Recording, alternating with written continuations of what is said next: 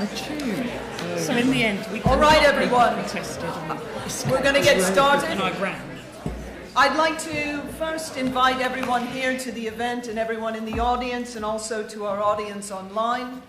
Our event tonight is homelessness in London in a time of crisis, and the topic holds really a great deal of significance in terms of both its human costs and in terms of the complexities of finance and policy in order to try to get around and solve this problem, at least to some extent. To give a little bit of context about why London and what we're talking about this evening, the problem of homelessness in London is particularly acute. We have a very high proportion of people in temporary accommodation, and we also have a high number of rough sleepers.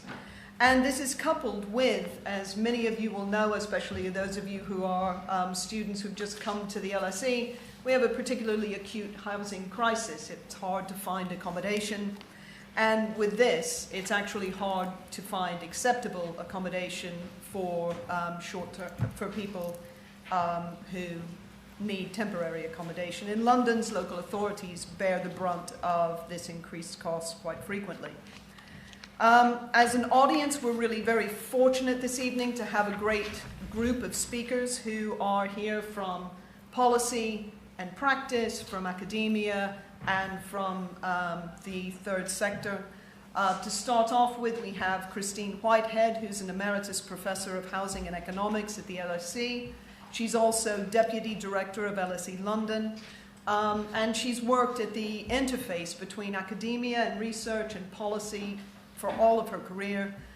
She's been a special advisor for a number of governments and currently is a special advisor to the House of Commons Select Committee on levelling up housing and communities. We also have Jennifer Wynter, who's the assistant director of, and I have to read this out because your title is so long, which indicates how much work local authorities actually have to do.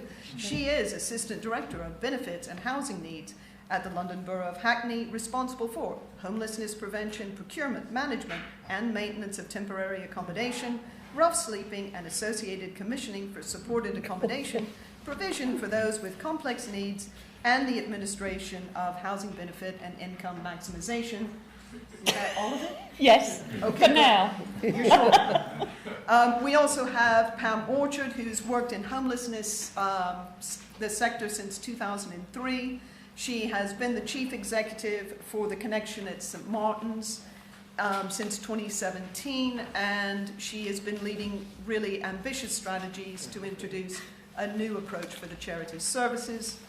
And finally, we have Maria-Christina Vogkli, who is a PhD in sociology from within the LSE, and she's currently a research officer here and a guest teacher in the Department of Sociology. Her work really focuses around homelessness, inequality, and care ethics and care work. I am now charged with passing over the baton to our moderator this evening, Maria-Christina Vogkli, who is the Chief Executive of Trust for London, and I will pass over to you, Manny. Great, thanks. Thanks, Nancy. Just to introduce myself, so I'm Manny, I'm the Chief Executive of an organisation called Trust for London. Trust for London is an independent charitable foundation. We are lucky enough to have an endowment of around £300 million, and every year we give away the proceeds of some of that endowment to organisations that are tackling poverty and inequality in London. It won't surprise you that for London, the defining feature of poverty is housing costs. So when housing costs are taken into account, the proportion of people in poverty roughly doubles. It's an extra 1 million people in poverty because of the cost of housing. And we are in a housing crisis, and I'm sure many of you are feeling that from where you're at and trying to find affordable places to live in the city. But of course, we're all here because we know when there's a crisis, the people that have the least that are impacted the most. And people in poverty will struggle with house prices right now. But today we're talking about people who are in extreme poverty, people who are in destitution, which get the worst end of the deal. We do lots of work supporting organisations around housing, and I'm very proud that we work with another foundation called the Oak Foundation, and are giving out around £1 million to organisations that are helping residents in households in temporary accommodation.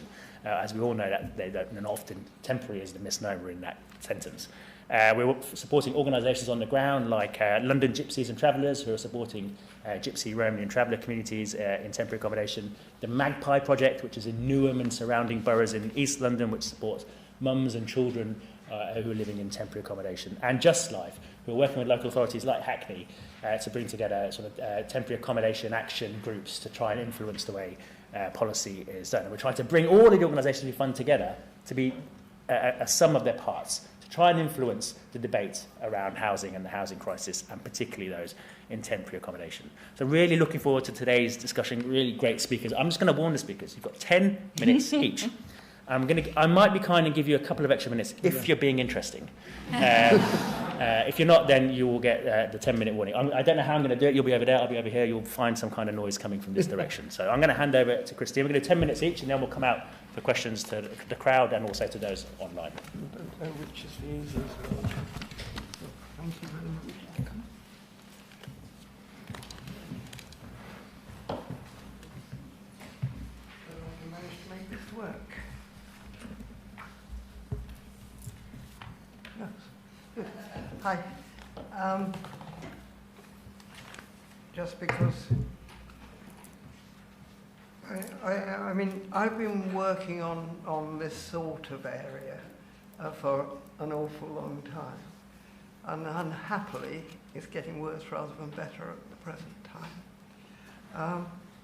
But I wanted to tell you, talk to some of you who are obviously not necessarily A, Londoners, and B, totally immersed in this type of housing, a little bit of history about how the homelessness situation has developed, or the support for homeless has developed over the last 40, 50, 60 years. In 1966, which I hate to say I can remember, there was a film called Cathy Come Home. It won a large number of prizes for the quality of the product, but it also really got people understanding that there was a homeless problem. Most people thought of it at that time as being really only ex-army people wandering around the streets and coming to my mother once every 3 months for a bit of money and a cup of tea. But it wasn't like that. Homelessness was also major in the cities. And Cathy Come Home showed a particular instance, and it got nearly everybody involved in it. And both Shelter and Crisis, which are the two major homelessness organisations, although they have begun before that, in other words, they were part of the same movement and realising that it was important, they were able to really get started and start to work very effectively on the subject in 1966. But it took till 1977 before we passed any legislation which did two things. It protected people. It set out how local authorities had to make accommodation available for certain categories of homeless people, most of which were, of course, families. It was very, very much an emphasis on the family and the children involved in it, but also vulnerable adults. And it was, to my knowledge, and I think most other people's knowledge, the first major piece of legislation across the world which identified that you couldn't just feed people or try to do something on, you actually had to provide proper accommodation for people at the levels of occupancy which were standard. And that act stayed in place, well, it's still in place, of course, but it was the core of local authority responsibility, and local authorities started to have a really significant role to play in that. Now, one of the problems about it was that it was fundamentally, you've got to get yourself into a really dreadful position before you get any help whatsoever. And then in the late part of a decade, last decade, we started to look at the possibility rather of solving the problem once it's absolutely there, but trying to do something a bit earlier.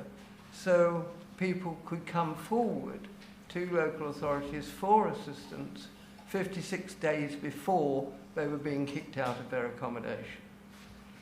And in that way, we've got a very large part of the work is in prevention rather than in actual accommodation. It's the most fundamental change since in the last 40 years. It included two new duties. One was to prevent the homelessness within 56 days, which means, for instance, local authorities could go to the landlord and say, you know, what do you need to keep? And there's a lot of that. And take reasonable steps to relieve homelessness for all eligible clients. And that meant a lot more for single people, because before that, really, it was very much more difficult for single people to get assistance. So that's sort of quick history. Quick thing about numbers in London, because they are quite important. Homelessness in England went over 100,000 this year. And after a decline during COVID. The proportion of that in temporary accommodation in London was around 2/3, 65–66% in London in 2019, just before COVID. But now it's about 57%. But the population of London and the number of households in London is around 17%. So what we're seeing is a situation where people are just staying longer than they do anywhere else in the country. Anywhere else in the country there are more options to assist people. It's also the case that households that are coming forward, and particularly single people who are coming forward, need more support than they have done in the past, or at least they get more support, but it's still nothing like enough. London has many more people in temporary, families in temporary accommodation proportionately than elsewhere in the country, again reflecting the underlying housing problems. And London houses more people in temporary accommodation provided by the private rented sector rather than directly by the local authority, as well as more people outside boroughs. So you may be homeless, and I'll use Islington because it's my local borough, but you might increasingly find yourself somewhere else, usually with agreement, but sometimes not. Islington actually doesn't do very much out of borough, but it is beginning to be important. And one of the boroughs said to me last week, you know, we've taken all the accommodation in Peterborough we can find. And so people are being forced to change their whole lives and end up in somewhere entirely different. And of course, London's homelessness stay there much longer than anywhere else in the country, and especially larger households, and of course especially those who have accessibility problems. But larger, if you've got a larger household, you are going to be stuck in TA for 10 years, maybe longer, in some context. I've put some numbers in there. You'll be able to see them. They say basically that.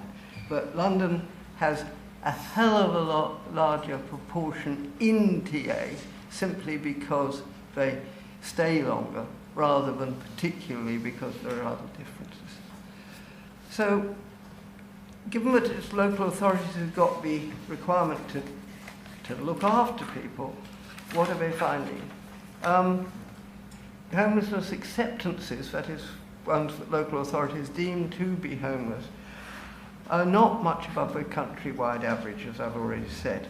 they just stay longer. It's therefore the need, what we would like to get everything moving properly would be to move on accommodation, get people in from temporary accommodation to secure accommodation. And that is phenomenally difficult in the London context. Rental affordability, as any of you who have tried looking in the private rented sector at the present time know, has got very, very much worse. The rents are, on average, 20% higher this year than they were in 2019, which is a very big jump.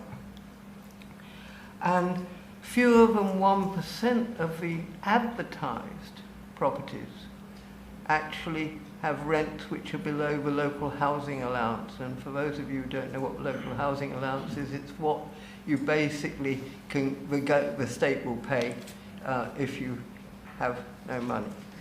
So the state will pay lower income households a grant to pay their rent, but only up to a given level. That given level was the bottom 30% of the local area, but it has been held down for 4 years now, I think. So there's a real issue there. There's also, I'm afraid, increasing evidence that existing landlord providers find local authorities more difficult to cope with than just dealing with the market as such. So that they're moving away from providing temporary accommodation. There have been lots and lots of people who've always provided temporary accommodation, and many of them are now coming out of that system. And there's also competition from other government departments. The Home Office is well, I can't think of a polite way of saying what it means for local authorities in this context. And homelessness is set to rise because of the issues around unemployment, higher cost of essentials, etc.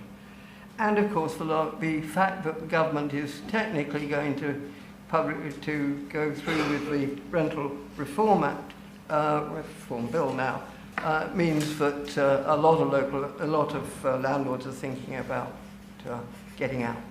So what's good? Well, the only thing I can think of which is actually good is that, or positive, is that local authorities have been given support to bring in acquisitions, often of ex-right to buy properties. So they are increasing the proportion of owned accommodation which can be used for temporary accommodation. Moving very quickly, because I suspect I'm boring a man and I'm over 10. We've talked about mine, so I probably didn't move them at the right point. Rough sleeping. Rough sleeping, in legislative terms, is treated totally differently. It's regarded as criminal offence. And when Blair, I think it was Blair, reinforced this in his thing, I said, I'm never going to vote for him again. It had actually been in place since 1824. But we have had significant attempts by government to support people who are rough sleeping. And of course, the COVID helped this because we introduced everyone in, as did all the other major countries across the world, putting homeless people into hotel accommodation, but usually with some support. The current strategy is to help everybody, and initially we were thinking that we would get to no rough sleeping, or at least very short-term rough sleeping, by 2024. The latest one is 2027, and the government announced last week that they will not meet that. Where are we now, therefore? Very quickly, a worsening situation. Though it's not so much for demand side, there aren't that many additional people coming forward as compared to last year or the year before. There is just a hell of a real problem on the supply side. And local authorities are facing enormous deficits because they have to pay a significant proportion, and basically they have to pay the residual. So ultimately the local authority is really stuck. And we will therefore turn to Jennifer to tell us about how local authorities are suffering.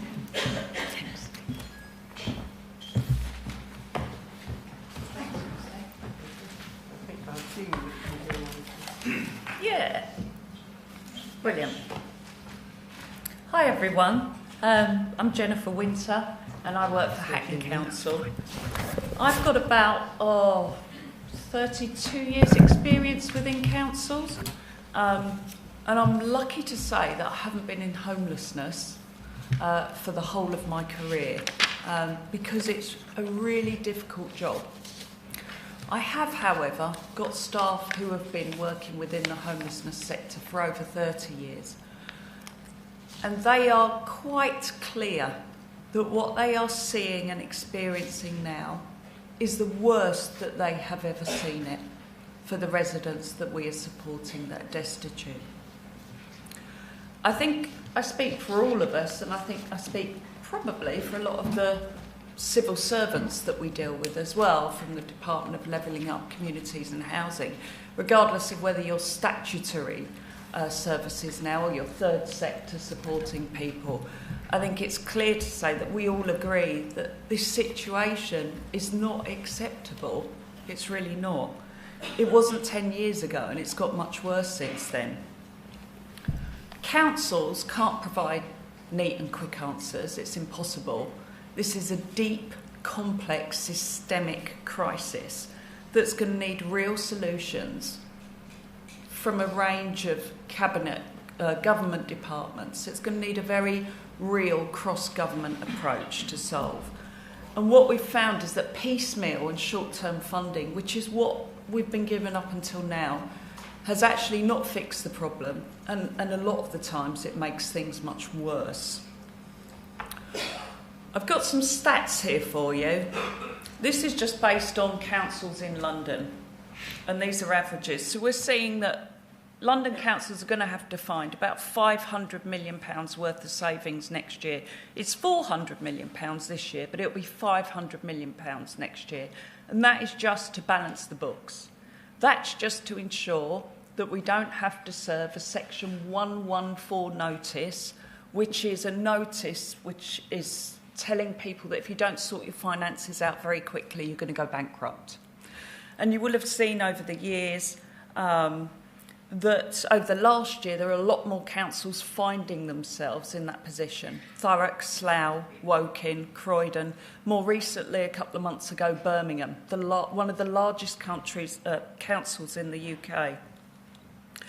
So what we're seeing is the drivers of those overspend are social care charges, so social care bill for adults and children, but then more increasingly so, the cost of temporary accommodation.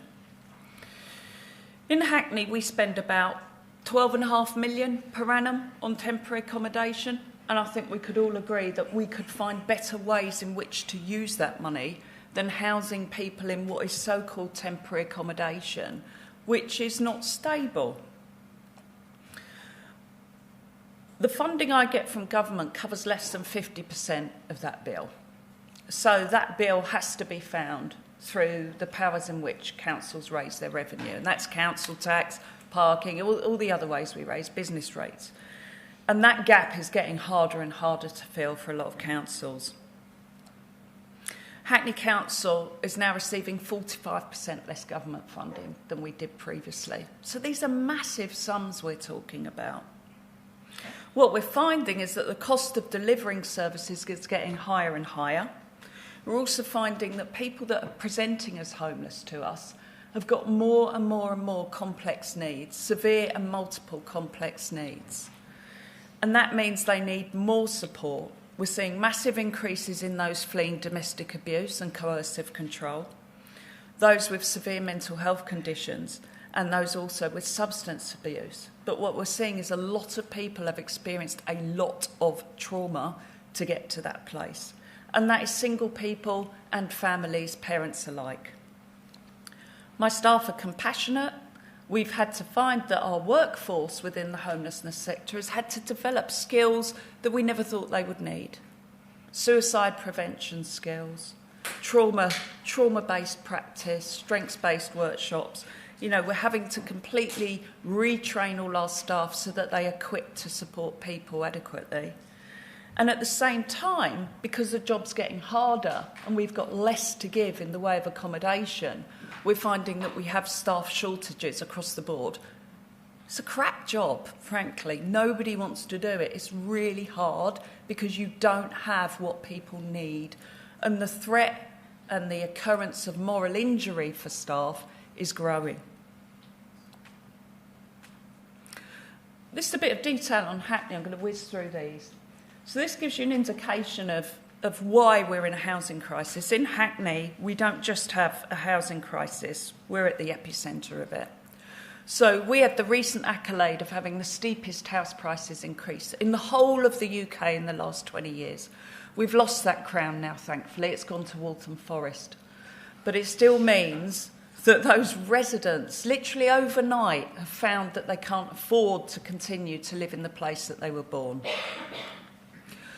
That's driven up the cost of renting. It's now crazy to rent in Hackney. And actually, I apologise because these slides are slightly out of date. The position is much worse than they show. So this shows for an average two-bed flat in Hackney, it's about £2,600 per calendar month, about a 14% increase. Christine said, and that is right, it has increased. These slides, I think, figures were from June, so it has increased since then. This shows how much you can get in housing benefit based on local housing allowance if you have no money, as Christine said. So the shortfall between what people need to find in rent and what their income is if they're in receipt of benefits is massive. It's untenable. It's not sustainable. People think we have lots of council housing, and in Hackney, yes, we do. We still have 22,000 units of council housing because a long time ago, Hackney was a place nobody wanted to live. Now it's achingly hip and a lot of people want to live there. So we do still have 22,000 units of council housing. We have about the same again of housing association housing. But those tenancies are secure tenants. The only way those properties become available for letting is if that tenant dies. So the turnover is very low. They're lifetime tenancies. We also have a lot of old housing stock. A lot of our housing stock was built post-war, so it needs regenerating, and a lot of it, quite frankly, is better off being demolished and rebuilt again and giving people nice places to live. And then we're also still suffering from the government's right to buy policy, which means that we still lose council housing continuously, which means we've got less places to offer people. So every council will have a housing register, and that's what people call locally as the waiting list, and you can apply to go on your local waiting list, and each council will have a set criteria. Ours, you have to be in significant overcrowding or significant medical need to get on it. And at this moment in time, we've got 8,400 households on that housing register. All they're doing is waiting. This shows you how many properties you actually get to give out per year with regards to social housing. So if you look at these little people figures, they represent 10 people. These are the amount of properties or the amount of residents that will successfully get a property each year out of those that are waiting. And when you realise that half of what becomes available is a one bed on the fourth floor of an estate, it's actually quite difficult to make sure that you're able to give council housing to those who are most significantly in need. And by that, we're talking about mobility issues, life-threatening illnesses, life-changing illnesses. This shows you, for people who are waiting for social housing, and bear in mind we have a lot of people in this country who can't afford any other type of housing other than social housing because it's the cheapest form of housing. And this is the waiting times for them. As you can see, if you're over a 5 bed, you're going to be waiting 39 years. You wait in temporary accommodation, it's small, it's crowded, and as Christine said, it's quite often in the north of the country. If you come into me today as homeless, I'll be looking at sending you to Leicester because that's the only place that I can find a bed for you. Here we tell you how many people we've got in Hackney who are homeless in temporary accommodation, mainly families, and this I think is the most shocking stat. Nearly 4,000 children in Hackney live in a homeless family in temporary accommodation, and that actually is enough now not to fill 8 primary schools but 9. And I'll let that hang there because we are very shortly dealing with a whole generation of children who will have spent their whole lives in temporary accommodation and the issues that that will bring with it. If you haven't already, I suggest you check out a report by Shelter which gives you an insight into the lives of those families because it's really, really powerful. So I'm going to leave you there with what do we need? Obviously funding, changes to welfare reform, funding from government to enable us to build more social housing, but also to very quickly buy more. We don't mean piecemeal funding, we mean large investment. So I hope that gives you an indication to how difficult it is and what a complex topic it is that we're looking at. Thank you very much, Pam.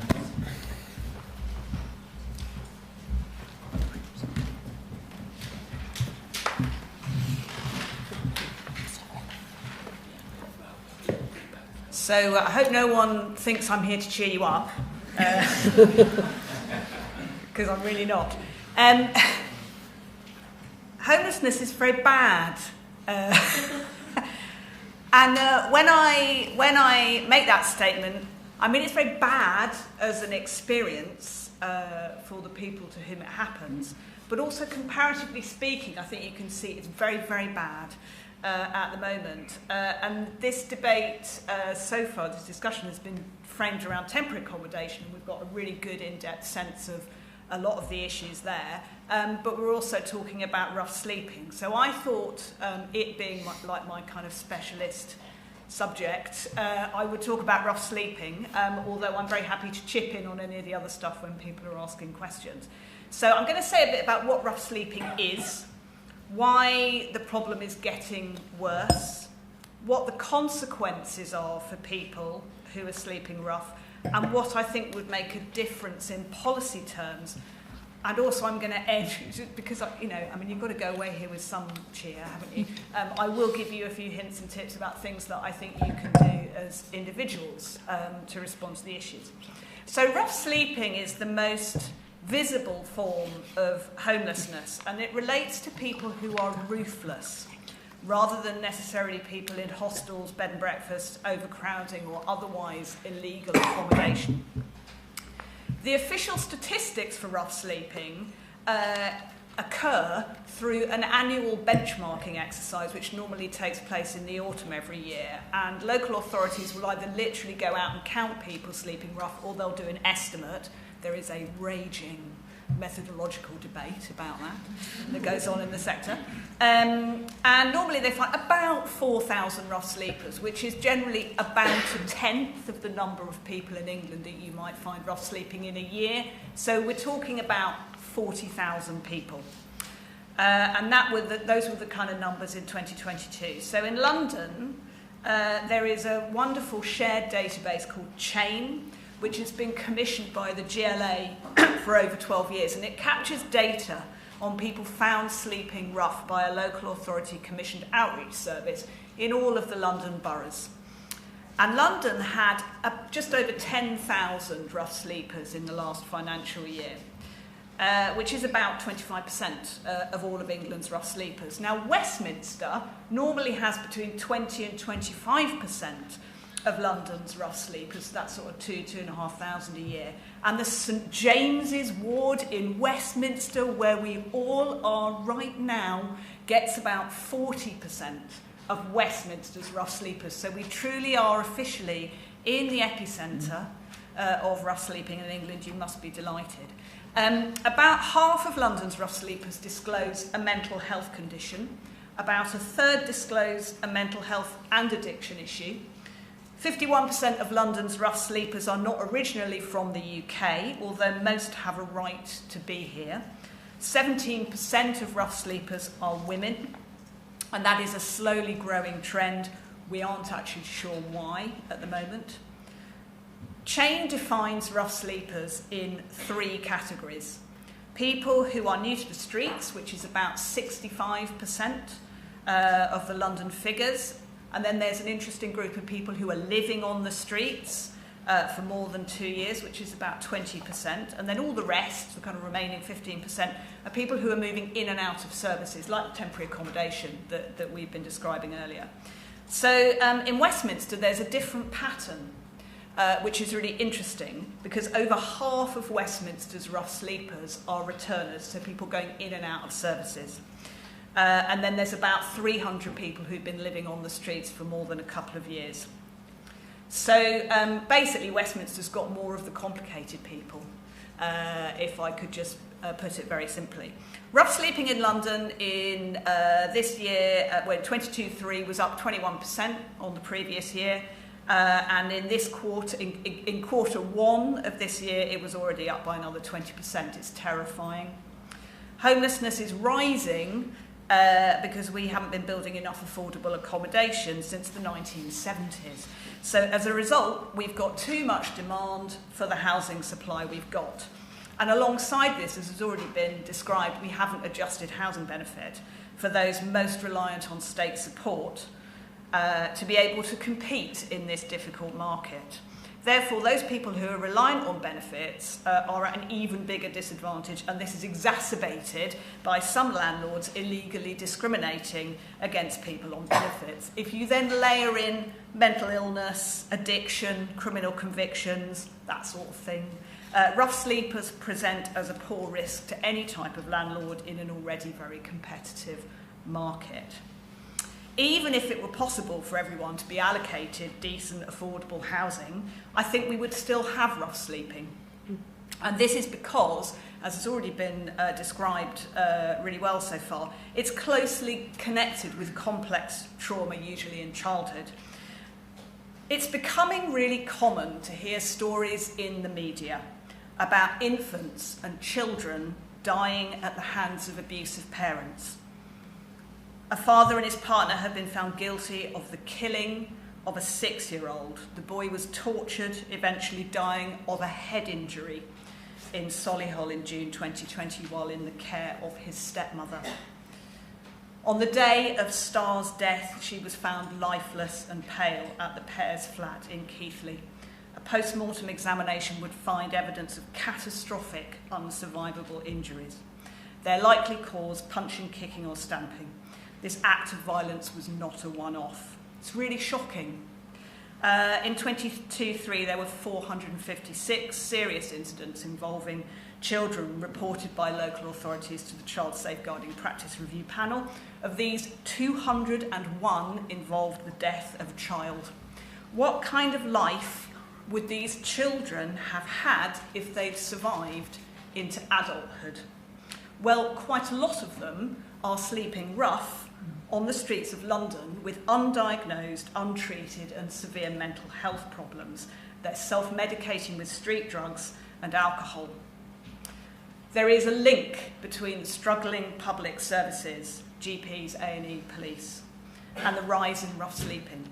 When our services haven't had the resources or the bandwidth to pick up on those incredibly serious situations of abuse, the consequence is that the victims have absolutely no confidence in those services. Therefore, people who are on the streets are not just ruthless, they are trustless and deeply suspicious of the state. And that is what we mean by complex trauma. A client we're working with at the moment was brought up in a violent, physically and emotionally abusive home. The client's sibling died as a result of parental violence. This client is now 41. When they turned 40, they concluded that their life of heroin addiction and rough sleeping really needed to stop. We built up a relationship with them over time, got them on a methadone prescription, linked them in with a clinical psychologist, the first time they had ever had contact with a mental health professional.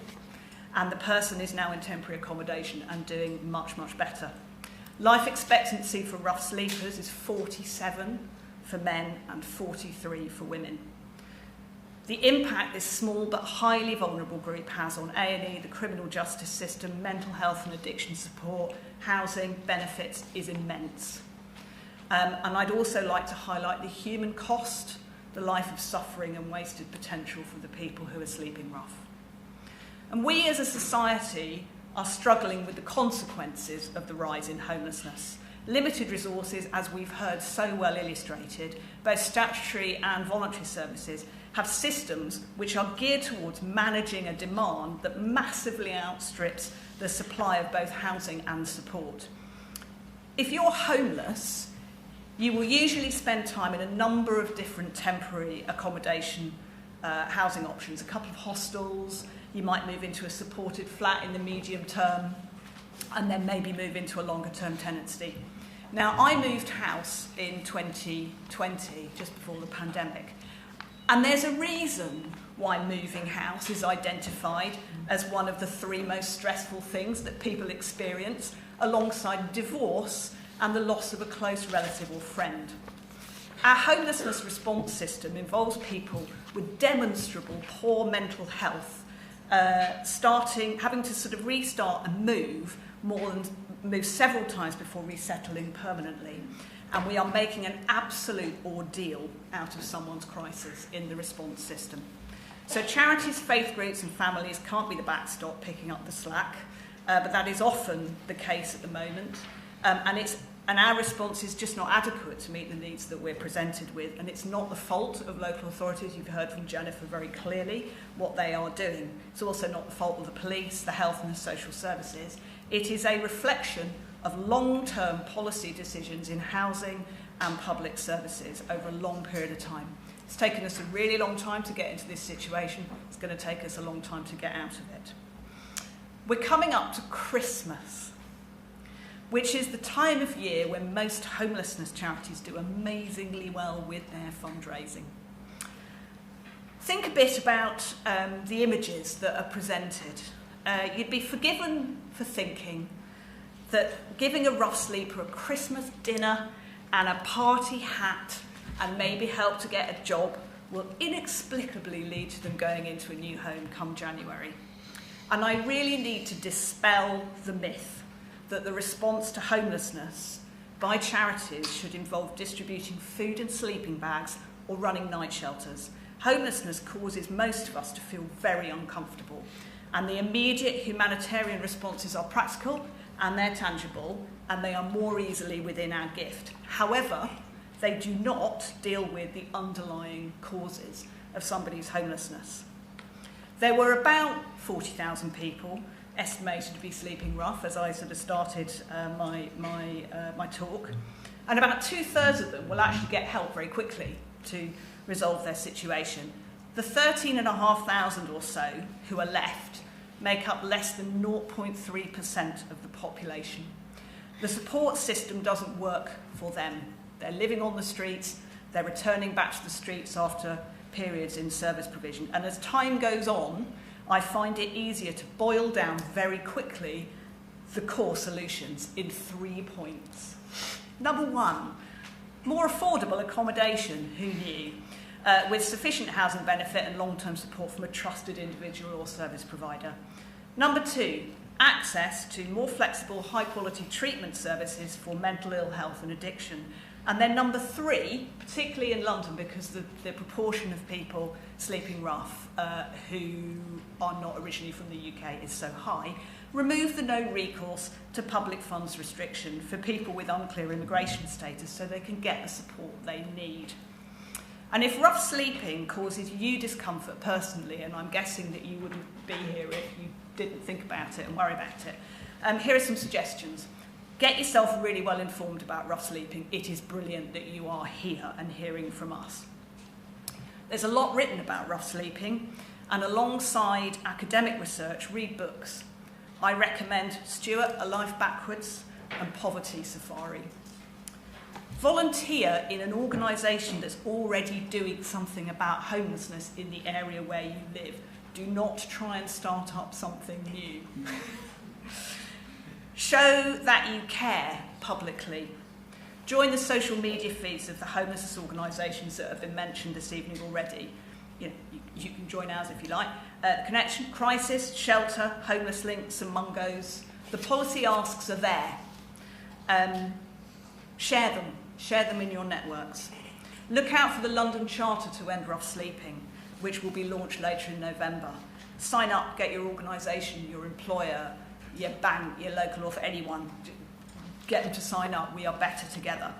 And finally, people sleeping rough are people. They're somebody's uncle or their brother or their daughter. Acknowledge people if they ask you for money, even if you don't want to give them anything. It means that they know you've seen them and that you care.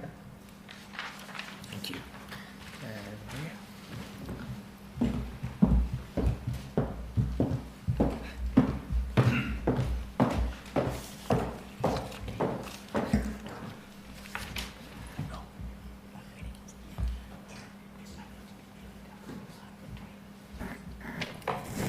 Hello. So following on from Pam's presentation, I will focus in more depth on the lived experience of homeless people and specifically rough sleepers. I will focus on the reality of being roofless, and I will explore what it is like to be without a home, how it feels and what it means for one's identity, what the needs of homeless people are, and how various processes of marginalization can impact one's ability to escape homelessness. So it is a bit depressing. I hope that through my presentation, I will be able to bring the perspective or voice of homeless people into our discussion. And in doing so, I'll draw on the existing literature on the topic, as well as primary, in-depth, primarily ethnographic research with homeless people. So firstly, before we speak about homelessness, let's think about the idea of home. Research suggests that there are 4 key markers or functions, if you like, of a home. So it provides a site of constancy in the social and material environment. It is a spatial context in which the day-to-day routines of human existence are performed. It is a site where people feel most in control of their lives because they feel free from the surveillance that is part of the contemporary world. And it is also a secure base around which identities are constructed. Let's now move our attention to being deprived of a home and how it shapes one's experience of sleep. Sleep is not only what differentiates homeless people from those who have a house and can sleep in secure conditions, but most crucially, it is also an essential part of human experience for our biological and emotional well-being, and therefore a basic human right. In my interactions with homeless people, I have often considered whether someone unable to restore oneself through a good quality sleep can find the required motivation to leave homelessness. The key spaces available to homeless people for sleep are institutional accommodation spaces such as hostels and shelters, and then the public space.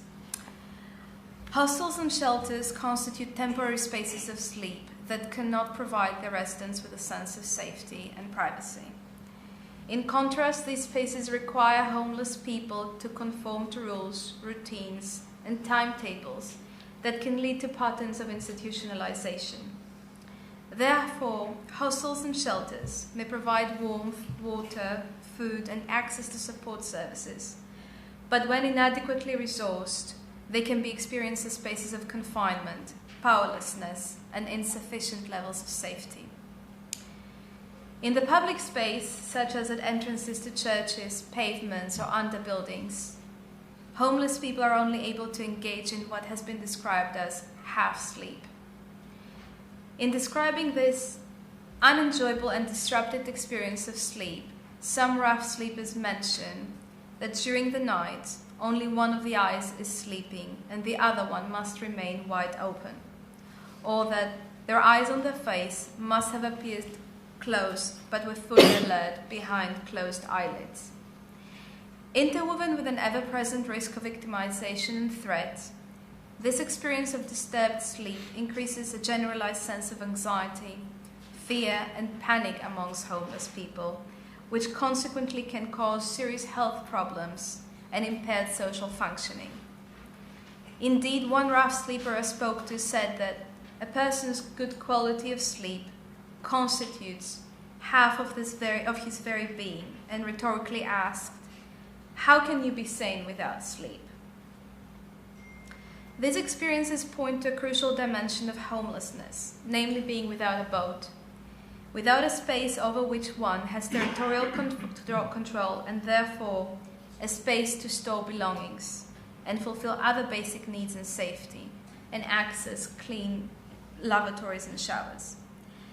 This has a detrimental impact on how one becomes homeless, how their identity as homeless becomes crystallized, and how then escaping this predicament becomes even more unattainable.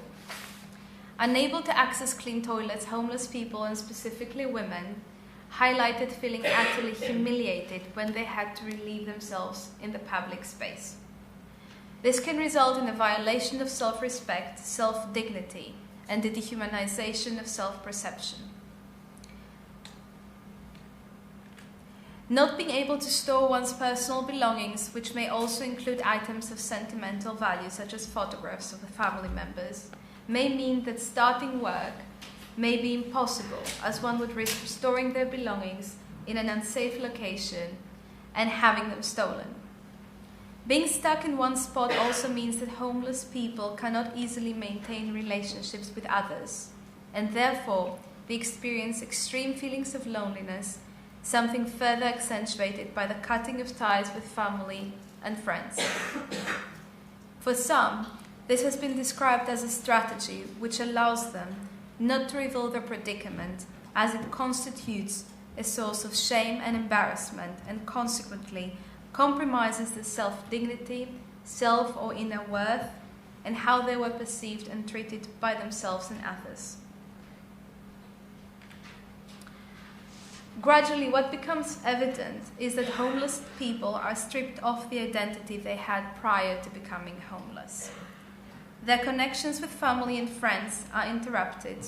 The daily lives become underpinned by constant struggle to survive, attend homelessness services and soup kitchens. They disconnect from previous interests and hobbies, and slowly they internalize the new identity of the homeless person. This process was described by one of my participants who reflected on the time he was sleeping rough. When you are on the street, you do nothing but be on the street. You cannot be who you were. You cannot, and you don't even want to become who you were, because you just cannot do the same things. Especially during the time I was sleeping rough, I was not myself. I was lost. I was in another dimension. It was not me, but someone else. This new self, this other self, is simply intertwined with emotional ramifications of how it feels to be homeless and what the process of becoming homeless looks like. This was shaped and crystallized by incidents of victimization in the form of insulting verbal and sometimes physical attacks, or the exact opposite, namely becoming invisible, being not seen or recognized by passers-by. Either incidents of victimization or incidents contributing to feeling invisible instill a sense of worthlessness, degradation, stigma, and marginalization among homeless people. Eventually, homeless people experience feelings of dehumanization. For example, one homeless person explained that he felt disgusting and absolute nothing, and that every time he closed his eyes before trying to sleep, he just had the phrase, "You are nothing," stuck in his mind, whereas many others did not perceive themselves to be of the same worth as people who were housed. Seeing no positive prospects of escaping homelessness, extreme and continuous feelings of fear, solitude, loneliness, and rejection can lead to homeless people experiencing what has been described in the sociological literature as ontological insecurity. Namely, a deep unconscious feeling of threat and danger against one's core existence, a generalized and uncontrollable experience of anxiety, panic, and hopelessness, and a fragmented experience of self. To cope with this unbearable situation, homeless people may turn to alcohol or substance misuse. And here, it is important to view these not in a stigmatizing way, but within the context of the wider experience. Through this lens, alcohol and drug use must be seen as coping mechanisms, forms of self-medication, if you like, to manage these extreme feelings of shame, guilt, powerlessness, and worthlessness in combination with an ever-present exposure to threat and therefore physical and emotional insecurity. So what do homeless people want? As everyone else, homeless people need a non-institutional space, be it small or large, as a basis for regaining a sense of emotional, physiological, territorial, and physical safety. What matters here is that the spaces offered to them are not temporary or spaces that treat homeless people as mere bodies that have to comply with various regulations as a condition for them to maintain a place in overcrowded and adverse conditions. In other words, they need what I have called home care, a type of care from systems of support that recognizes and responds to their need for a space they can call home. It is only in this way that the sense of dehumanization and worthlessness instilled in homeless people through the advanced form of marginalization underpinning the condition of homelessness can be alleviated.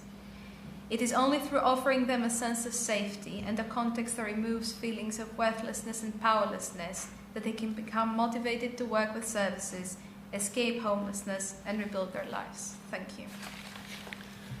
Thanks so much, Maria. Okay, so we've now gone through all of our speakers. Super interesting, lots of really different perspectives. And it's open for questions, I think. So we'll start with the audience, and then we'll also any questions coming through online. There are questions coming through online, so we'll come to that too. We'll take a couple of questions at a time, and we have microphones today anywhere. Microphones ready? Microphones on each side. So I'm going to start with a gentleman in the purple, and then I think there was a hand just behind in the baseball cap, and then we'll come over to this side after. Thank you. I found it very moving, almost in tears at times tonight, listening to you. I want to congratulate you on all you're doing. I want to ask you about refugees. I come from Wimbledon, Chris Larkman's my name, and I lead with our local church a resettlement team, and we've resettled a Syrian family who arrived 18 months ago. And you can imagine what I'm going to say, that we support them for 2 years, and the 2 years will end in June, and we've no accommodation. And just listening and being aware of what you were saying tonight, I found quite frightening. I mean, this country hasn't been hugely generous, as we know, in welcoming refugees. But those we've welcomed, many of them, like our family, we fear are going to find themselves in an incredibly tough situation, far tougher than we'd first welcomed them. So I wondered if you had any comments on the issue of refugees, please. Great, we'll come to that. We'll take the question from the gentleman in the baseball cap, and then we'll come to the panel.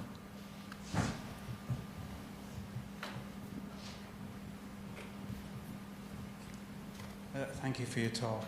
I'm surprised that a talk on such a serious subject that we've not heard how poverty begins in the first place. Where is it that someone finds himself, or a country finds itself? Can you speak into the microphone? How is it that you haven't brought up on the subject of where poverty comes from in the first place, and dealing with the government and institutional malaise which profits from homelessness, which is large landlords who can keep putting up their prices because there's not enough housing stock. I think to be taken seriously, we do need to look at where this problem begins with in the first place. And of course, these large landlords are also members of Parliament, dominate that sphere. So I think in our discourse that this must be presented, otherwise we're just describing a problem and not really solving it. Because homelessness is great news for landlords, and it's also great news for charities who get to rise and be sanctimonious about trying to deal with the problem without actually ever focus on the big issues. So I hope in further talks on this that you introduce more of a diverse thought. Thank you. I'm sure we've got some great thoughts on landlords. Let's start with the refugee and move on, because it's Pam, do you want to tell? You talked about no recourse to public funds, and I'm guessing a lot of people are asylum seekers and refugees who don't have accommodation. Do I speak into here? Yeah. So I mean, if you've got refugee status, there is the assumption that it's all good, because if people have got refugee status, then their rights and entitlements to provision significantly increase.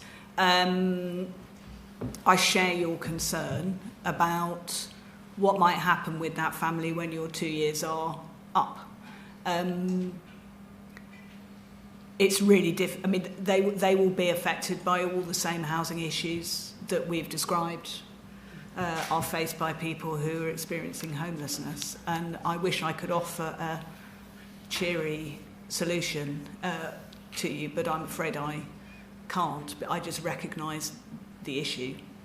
I suppose what I would also just throw in is it's quite interesting, the Homes for Ukraine scheme and some of the differences that the government have, some of the different choices they've made around policy on that issue. And those asylum seekers that aren't in homes like yourself, that have the support around them, often when they do get refugee status, they then have, I can't remember how, is it 2 weeks or 28 days? Very little time to sort themselves out and claim benefits and get into school and find accommodation. So it's a key source of destitution for migrants, I think. Anything else on the refugees?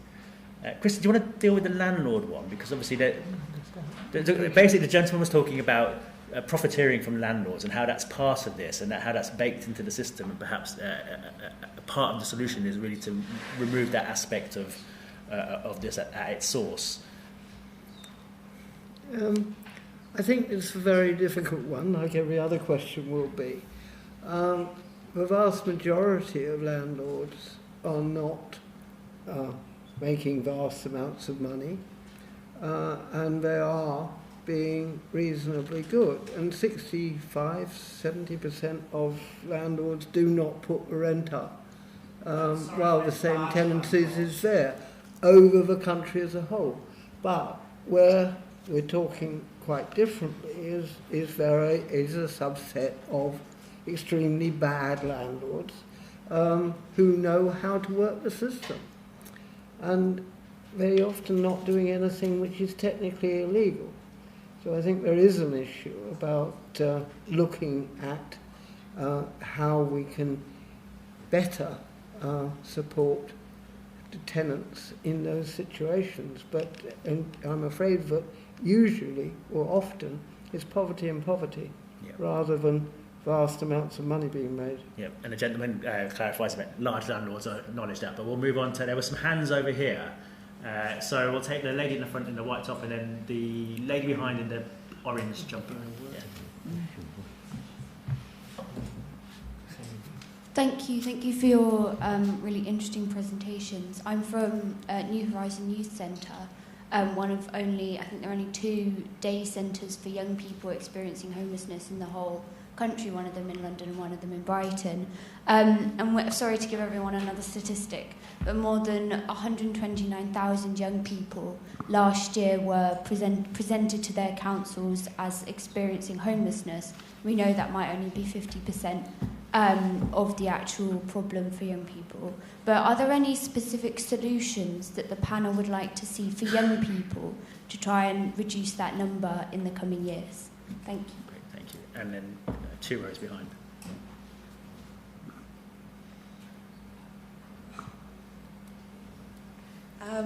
Shorter question. I'm just interested in how we might promote house building in the UK, and if this kind of encouragement or promotion of rent controls is in conflict with our interest in increasing house building in the country. So in conflict with? In conflict with, yeah. Okay. And do you want to go next? You might as well add that. Yeah. Just thank you guys so much. This is beautiful to hear and also harrowing to hear. I used to do a lot of homelessness work in New York City. There was an interesting model, because obviously I think housing first is what we all see as what we need, right? But in a world where that's extraordinarily difficult to get through from a political perspective, we used to do a lot of work in transitional housing and in homeless shelters. Just human interaction work, spending time asking people what supplies they need that they did not have, and also just frankly just spending like time, just getting to know people. And one of the things that came about in that work is, what would it look like for TA to be a lot better? Like in a world where you can't get, ideally that's what we need, right? But what does it look like for different organizations to support a more human experience in temporary accommodation? And I'm very curious. Fantastic. Well, we've got another round of questions coming, but let's. Who wants to take the question about young people? I couldn't hear it well. What more can be done for young people who are homeless?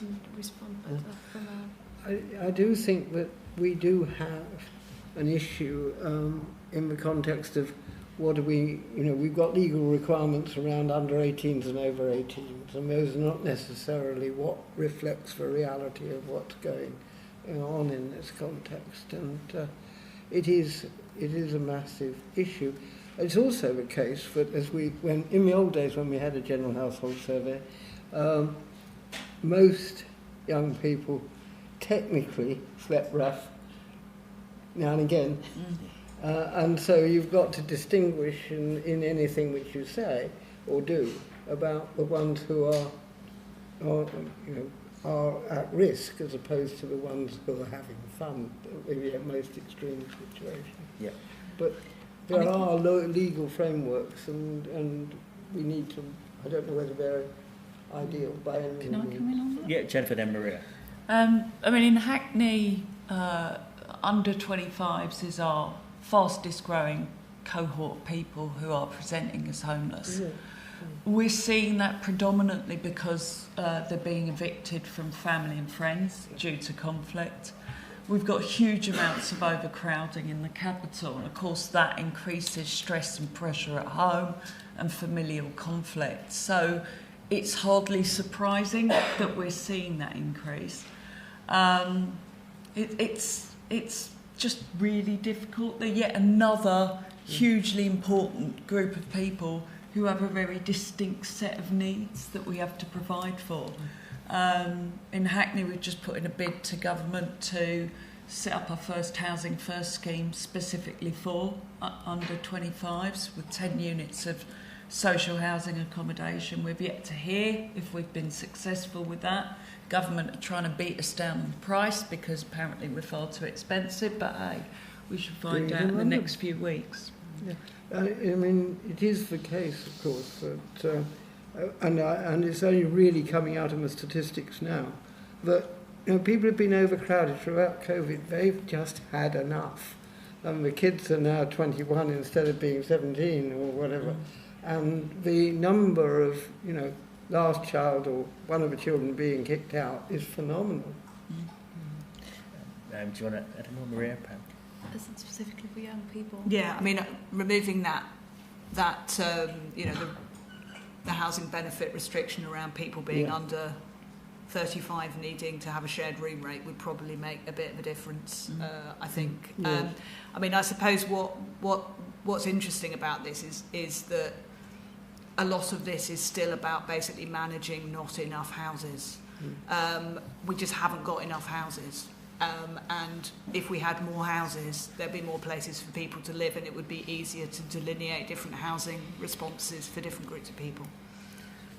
On a separate but slightly quite related point, I think there's also this huge problem around homelessness, family and children, which I know, Jennifer, you touched upon. And there's research that suggests how significant the developmental problems for children when it comes to them attending school regularly, being able to attend school in clean clothing. And you can only imagine how then, if we have a generation with this problem, then what this would do when these people become young, and how this problem is going to definitely grow. Great. Jennifer, I'm going to come to you on this question around the quality of temporary accommodation. And I'm going to slightly frame it in the way the gentleman framed it, but also ask, when people are moved to places like Leicester, are you able to do anything to support their experience of that move and their integration when they get there? You won't be surprised to know it's really hard.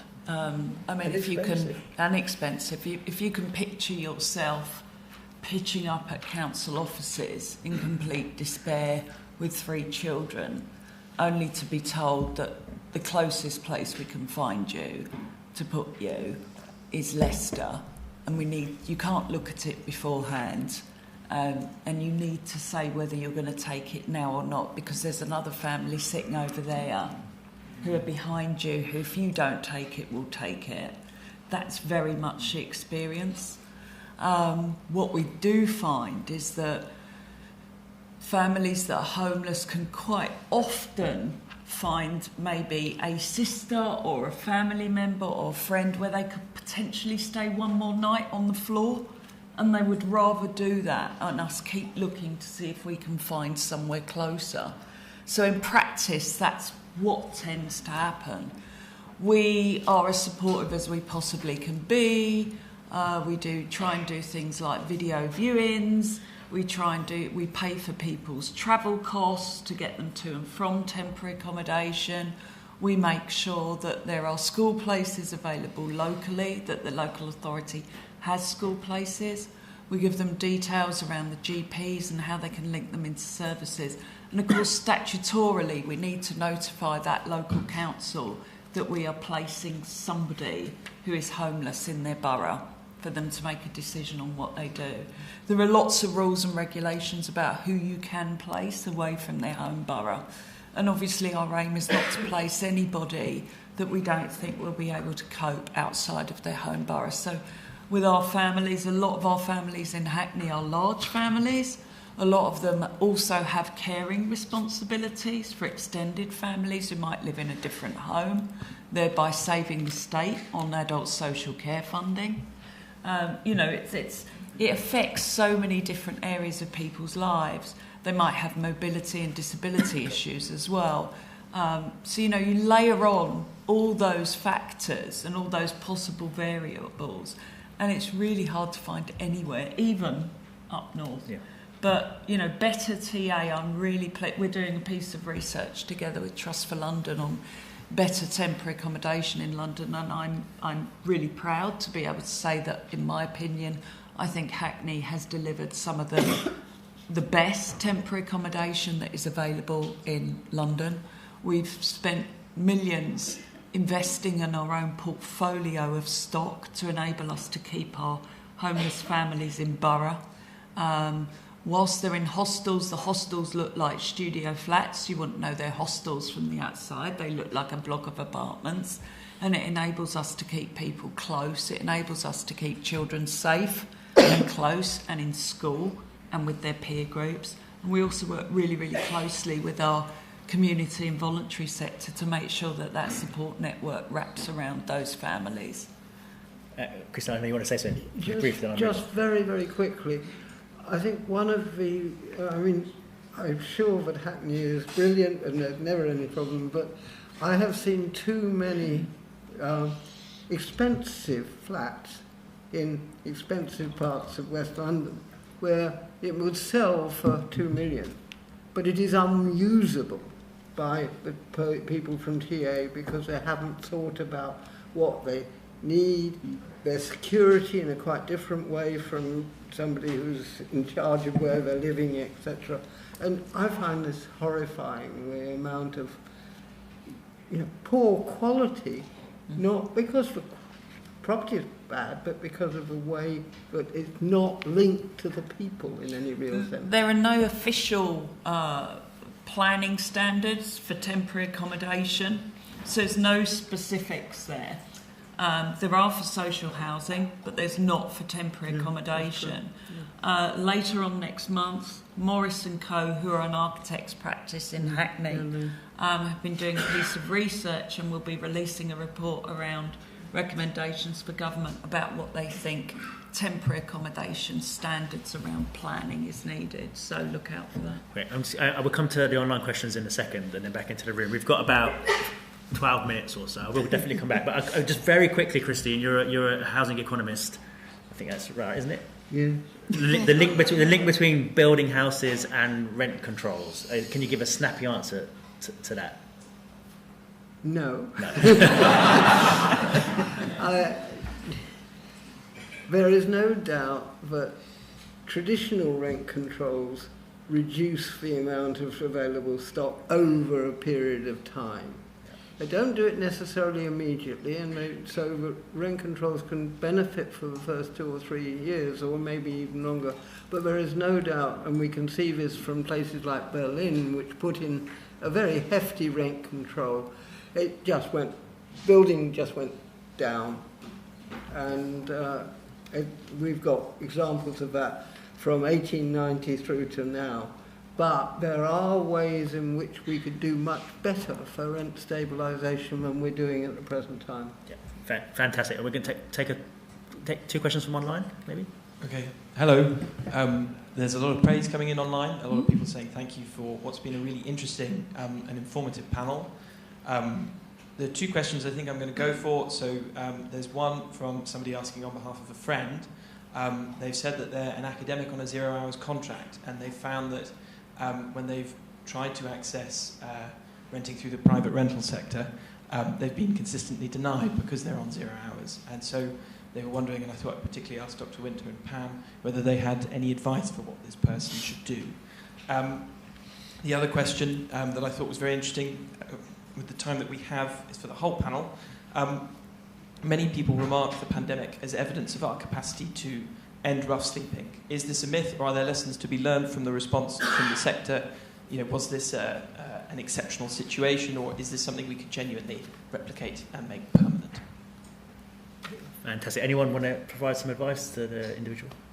Well, without wishing to sound like I'm just kind of, reneging any responsibility, I think that person could phone up the Shelter London Housing Advice Line and get some really good quality housing advice. I mean, they can definitely claim universal credit if they're not already, and they can do that through the gov.uk website. It is illegal for landlords to say they won't rent to you if you're in receipt of benefits. However, we know that in practice it's still happening. And the trouble is, in areas of huge competition for privately rented homes, we see properties disappearing within the hour because competition is so fierce, and there is always someone who has more available funds than you to rent that property. So I think make sure they're claiming all the benefits they can possibly claim, and contact Shelter, as Pam said. Great. And on the pandemic, I think there was a lot of hope that the Tory government would actually see ending rough sleeping as a thing that they would take forward following the pandemic. But I guess that's not materialising now. Well, technically, they have put more money in, and if you look at the money per head of rough sleeping population versus head of TA population, they've been, by historic standards, generous. But I'm terribly afraid that rough sleeping isn't solved simply by money. Yeah. Short-term funding as well. It's all very short-term. Yeah. Yeah. I mean, we ran hotels under the Everyone In scheme, I suppose we could call it, in the first wave of the pandemic, and then various other hotel initiatives continued until about March 2022. Interestingly, the government strategy to halve rough sleeping by 2022 was achieved in London because people were in hotels for a lot of the time. Brilliant. And I can offer rays of hope in that a lot of people that we knew really well did very well in hotels because the quality of their sleep was much better because they were in single rooms. They had much more of a sense of safety and dignity. They were getting 3 meals a day, so from a sort of harm minimisation point of view, it was much better. We were able to chuck an awful lot more joined up service provision at people because they were much more likely to be in. So there were lots of real benefits to it. But what then happened is as people started moving out of the hotels and into the homelessness support system, we're then getting the return factor. Again, because it's a support system that just simply does not work for lots of people. And so the support system needs to change. So things like Housing First, it's not like the cure-all that's going to fit everybody, but Housing First is an effective response for a lot of people who sleep rough. And there are all sorts of other things that we can do as well, but the money isn't there and the housing stock isn't there. Fantastic. Any more questions? Wow. There are some more. So I'm going to take the gentleman in the grey jumper, behind, and I'm going to go to the gentleman there in the blue. I think that's right. And we'll see where we land. And then we'll come over there. Good evening. My question is specifically for Hackney. You talked about Hackney. How closely do you work with the families once they are placed into private accommodation? And what happens if the landlord says, I can no longer continue being with this family? Do you advise the landlord or do you wait for them to go to court in order to accept the tenants? Do you want to answer that straight away and then we'll wait for the mic to get to the... So we offer, for people that we place in privately rented accommodation, we provide tenancy sustainment, which is very much a wraparound support package. And that involves liaising with landlords, dealing with arrears, making sure people are getting all the money they're entitled to, dealing with any neighbour disputes, etc., etc. For people who approach us that are being threatened with homelessness, we liaise with their landlords, with their permission. We do have funds at our disposal, but these are rapidly shrinking funds, where we can help pay off arrears for people to prevent their tenancy failing. So if they've had a short-term issue that's caused them to get into arrears, which has then caused the landlord to issue a Section 21 notice to try and gain possession of the property, we can step in and try and prevent that tenancy failing and make sure that those families get back on track. So we've got a good track record at doing that. The numbers are just overwhelming. And the gentleman in the blue. Hi, my name is Augustin. I'm from Canada. I'm an urbanization development major. And I had a question is how is it that not enough housing has been made? In one of my last classes, we've talked a lot about density. Have there been any big measures to increase density in certain boroughs of London, for example? Do you have the phrase NIMBY in the panel? I think that might be the answer. And then, does anyone else? And then the last one from the gentleman at the right at the back there with his hand up. Does anyone else have an answer to why aren't there so many houses being built? I'm looking at you when I say this. I think there's a really interesting book called Municipal Dreams, I believe, which addresses a lot of this issue. I think until the late 1970s, there was a lot of enthusiasm about building council housing. And then I think something quite bad happened with the economy in about 1977 involving the IMF, and that stuff all kind of stopped. And then there was a massive shift in the policy approach to house building, which means that we moved into a situation of right to buy and local authorities shifting their housing stock into housing associations and housing associations as a sort of thing starting to become massive, and that's all lovely, and lots of people live in really great housing association tenancies, but there aren't enough of them, and there hasn't been enough of a policy driver from government to push that agenda and planning. But that is, most of what you're talking about totally correctly is about affordable housing and subsidised housing. Why we're not building housing for the market is very significantly about the attitudes of people with the NIMBY approach to life, or indeed, banana is much more to the point, build absolutely nothing, anywhere near anything. So, and the last point from the last question, sorry. Maybe one comment and one question. I believe Dr. Maria mentioned it. It's my 7 weeks in the city, to be honest, and like observing, it's a bit frightening how normalized and how people operate around homelessness. It's really frightening to see.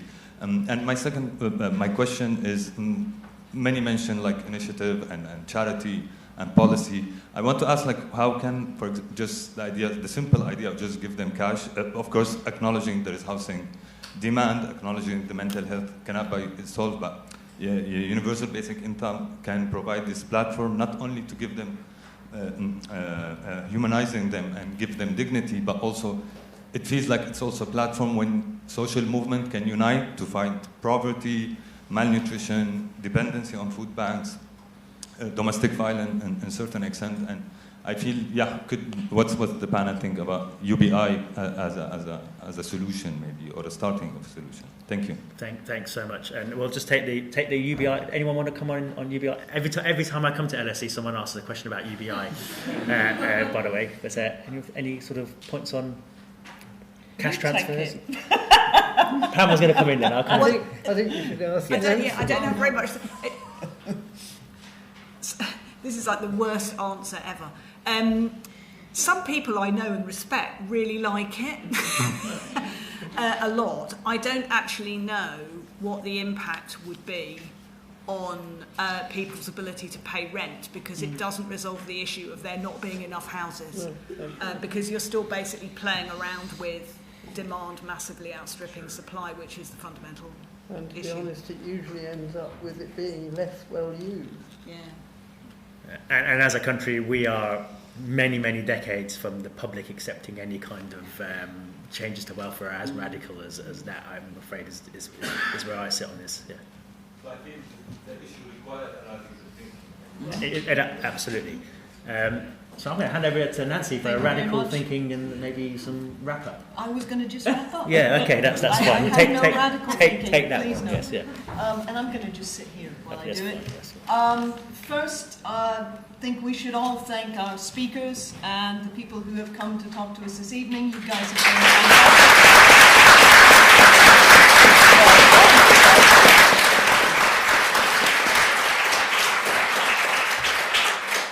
And also a thank you to the audience both here and the audience online. We have a reception, I think it's upstairs, for those who have an invitation. I'm sorry for the rest of you if you don't have an invitation. You might sneak in. All right. And thank you guys all very much for your attendance. Thank you.